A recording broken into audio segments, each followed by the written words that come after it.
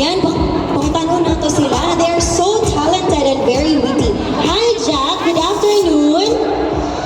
Hola, buenas tardes. Buenas tardes. Wow, ang ganda naman ng costume ni Jack. Sino ba ang gumawa ng costume ni Jack? Thank you for that question. Thank you, Ma. You know what? My parents made this costume. They worked hard for it. Thank you, Mom and Dad. I really appreciate this very wonderful costume. And you know what, Ma? My costume is all about the different cultures in the Philippines. This one's the Barong Tagalog, the Philippines' national costume for men. And this is the costume for Yakan tribe from Zamboanga City. It highlights the Mascara Festival. And my eagle is all about freedom.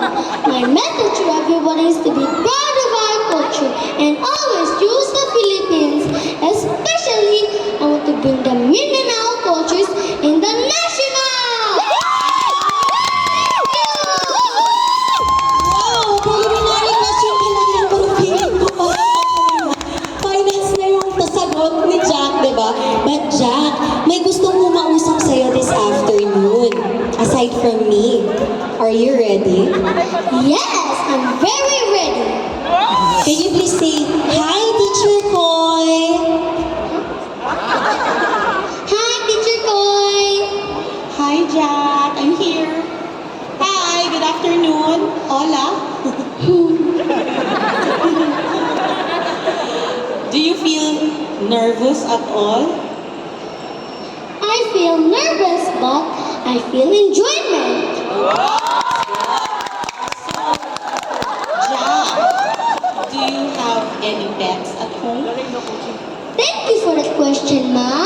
You know what? I have a pet dog named Coco. He is a Shih Tzu.